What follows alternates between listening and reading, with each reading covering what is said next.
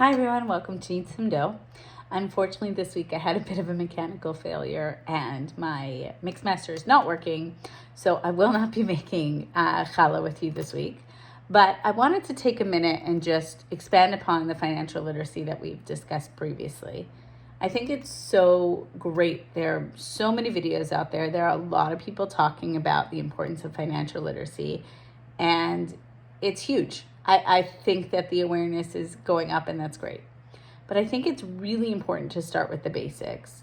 And I've heard a lot of budgeting rules flying out there in some of these videos. Before you delve into the specific budgeting rules, knowing the terminology that's relevant to them is key. Okay, so I want to start off today just talking about the difference between gross versus net income. Gross income is the amount that, if you're an employee, your company is paying you without any deductions. So you're not taking off taxes, no union fees, nothing like that. It's how much you are getting paid without taking anything off the top. Net income, however, is the take-home salary that you make. It's what's actually going to be deposited into your bank account. Okay, so now that we know those two terms, let's go into the different rules that I've been hearing about on some of these great videos. Let's talk about the 50-30-20 rule and also the mortgage rule, okay? The 50-30-20 rule means 50% of your budget is supposed to be designated towards keeping you alive. So things like healthcare, shelter costs, like having a home, food, things like that. 30% is supposed to go towards fun, and 20% is supposed to go towards savings. Okay, sounds great. But we need to know, what type of income is that based off of?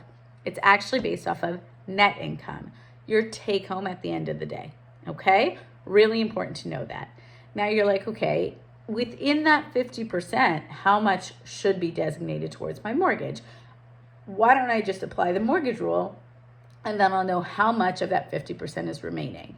The problem with that is that actually the mortgage rule says 28 to 30% of your income is supposed to go towards your mortgage. However, it's talking about your gross income, which means the amount of income without taking any deductions, which is different than the 50-30-20 rule that talks about your net income, your take home at the end of the day income, okay? Understanding what each of these budgeting rules is based off of is key to applying them correctly. So I know that this can be overwhelming. If you have any questions, of course, always feel free to reach out, and stay tuned for future videos. We'll delve into this further. Have a great weekend, everyone.